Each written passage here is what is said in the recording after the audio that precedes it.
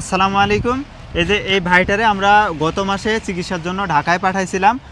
সেখান থেকে ডাক্তার দেখায় আয়সা এই যে টাকা ব্যাক দেওয়ার জন্য আসছে, মানে অপারেশন হয় নাই, টাকা ব্যাক দেওয়ার জন্য আসছে।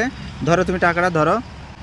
ওখানে ঢাকা পিজি হাসপাতালে এই যে ডাক্তার দেখানোর পরে এই যে রিপোর্টগুলো দিছে, রিপোর্টগুলো সব করানোর পরে, পরীক্ষা করানোর পরে ওই যে আমাদের যে শাহেলা পারভিন আন্টি আছে ঢাকায়, ওই আন্টি কিন্তু ডাক্তারের সাথে যোগাযোগ করছিল এবং এদের অনেক হেল্প করছে ডাক্তার দেখানোর জন্য, পরীক্ষা নিরীক্ষা করানোর জন্য। তো সেখান থেকে ডাক্তার বলছে রিপোর্টগুলো দেখার পরে যে এটা হচ্ছে জন্মগত হওয়াতে এটা মানে এখন এমন পর্যায়ে চলে গেছে, মানে এটার যে শিরাগুলো আছে, এমনি যে শিরা আছে ওই শিরার সাথে মিশে গেছে। ডাক্তার এভাবে বললো যে এটা অনেক বড় একটা রিস্কের ব্যাপার, তো ওর যেহেতু সমস্যা হয় না তাহলে এটা এখন অপারেশন করার দরকার নাই। আর এটাতে ওর বর্তমান কোনো সমস্যা হয় না? হয় কি সমস্যা?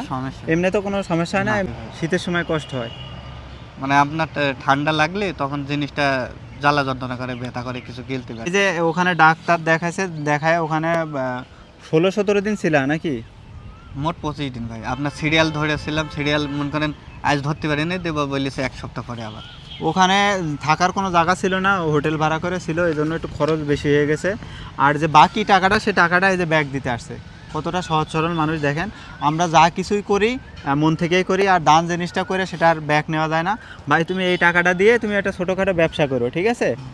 যেহেতু তোমরা অসহায় মানুষ, এত তোমাদের বিষয়ে সব খোঁজখবর নিয়েছিলাম, তুমি একটা ব্যবসা করো ছোটোখাটো, ঠিক আছে? এই টাকা দেওয়া লাগবে না।